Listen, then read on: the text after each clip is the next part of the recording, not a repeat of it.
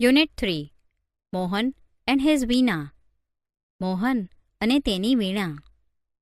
Mohan was born in a family of musicians. Music was in his blood. He grew up with musicians.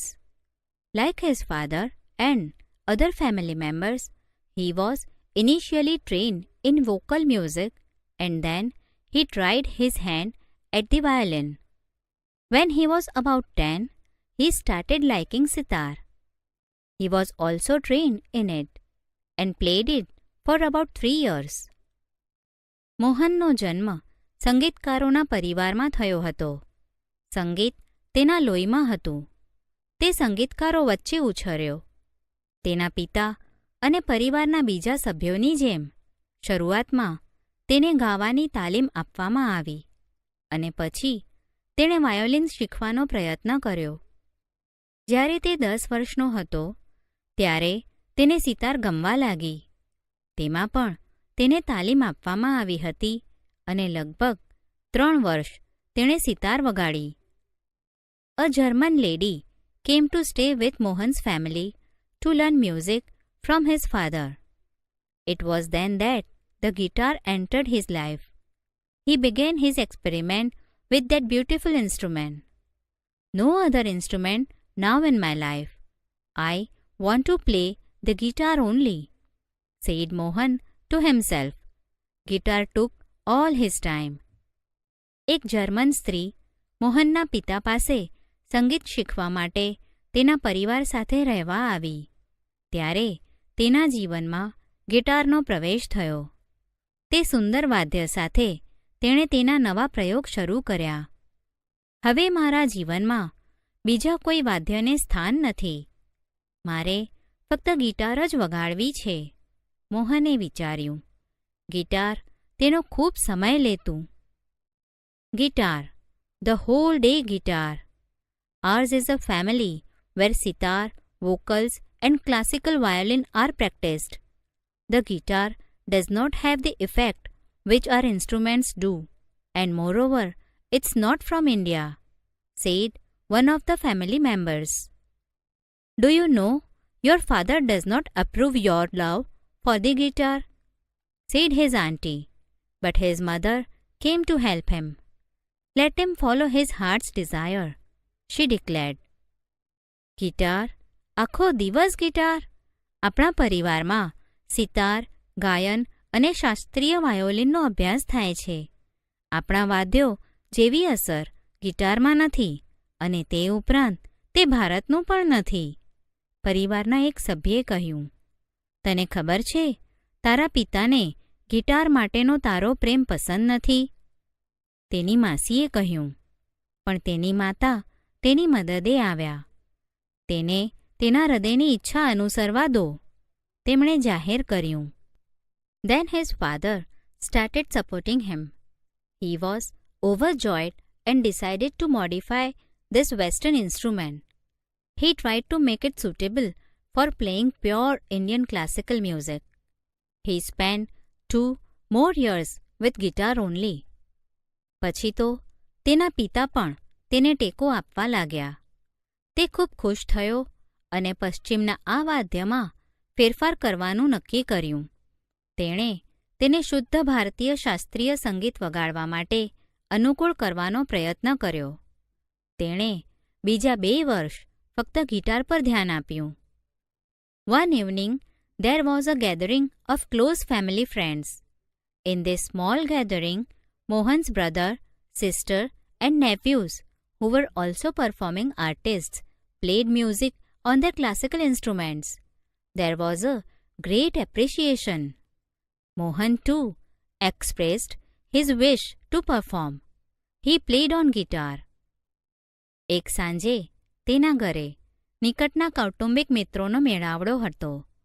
આ નાના મેળાવડામાં મોહનના ભાઈ, બહેન અને ભત્રીજાઓએ, જેઓ જાહેરમાં વગાડનાર કલાકારો પણ હતા, તેમના શાસ્ત્રીય વાદ્યો પર સંગીત વગાડ્યું. તેમના ખૂબ વખાણ થયા. મોહને પણ વગાડવાની ઈચ્છા વ્યક્ત કરી. તેણે ગિટાર વગાડી. After his performance, a relative said, "You need to work very hard with the new instrument. One of the relatives said, "If it were the sitar, you would have been competition with your brothers and sisters. You have already spent 2 years on it, but still this instrument needs more." તેની રજૂઆત બાદ એક સંબંધીએ કહ્યું, "આ નવા વાદ્ય પર તારે ખૂબ મહેનત કરવાની જરૂર છે." બીજા સંબંધીએ કહ્યું, "જો તું સિતાર વગાડતો હોત તો તું તારા ભાઈ અને બહેન સાથે સ્પર્ધામાં હોત. તે આના પર 2 વર્ષ ગાળ્યા, તેમ છતાં આ વાદ્ય પર તારે વધારે મહેનત કરવાની જરૂર છે." After his performance, someone said, "The sitar's sound is like a flowing stream. Your instrument does not have that depth." તેની રજૂઆત બાદ કોઈ બોલ્યું, "સિતારનો ધ્વનિ વહેતા ઝરણા જેવો છે. તારા વાદ્યમાં તે ઊંડાણ નથી." Yet another said, "Your brother plays the violin. His sur and tal are so beautiful. What are you doing with this instrument?" વળી બીજાએ કહ્યું, "તારો ભાઈ વાયોલિન વગાડે છે.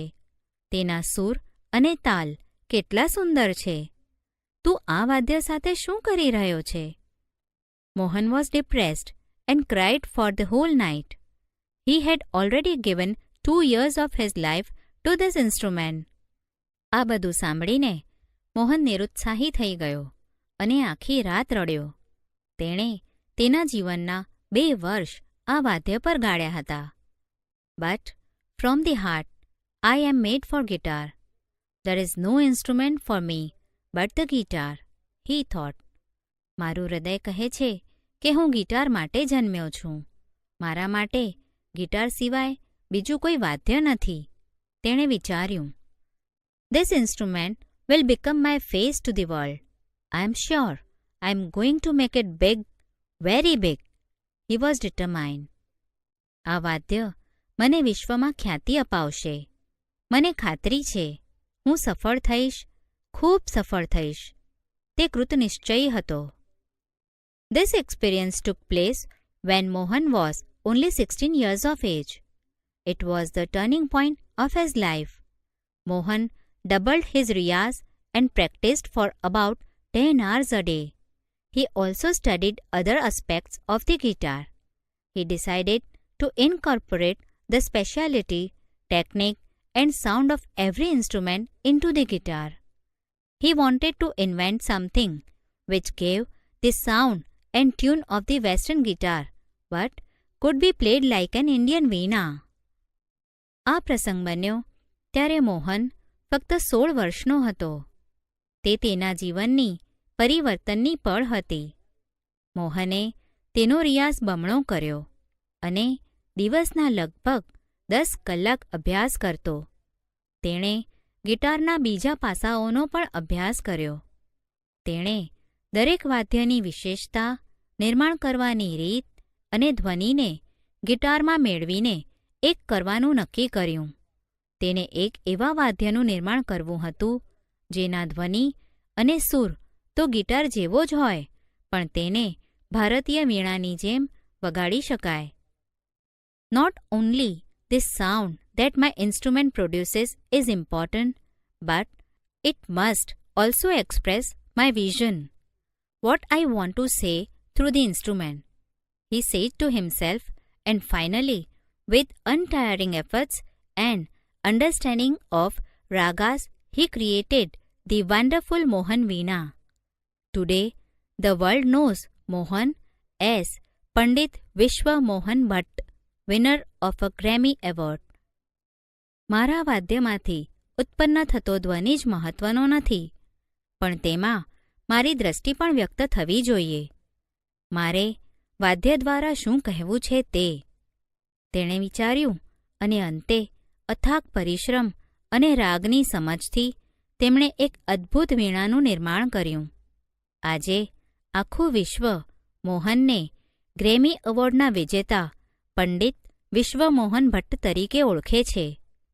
I just followed my heart's passion and here I am, said Mohan at the award ceremony in 1993. હું ફક્ત મારા હૃદયની ઉત્કટ ઈચ્છાને અનુસર્યો અને હું અહીં છું. 1993માં ઇનામ વિતરણ સમારંભમાં મોહને કહ્યું,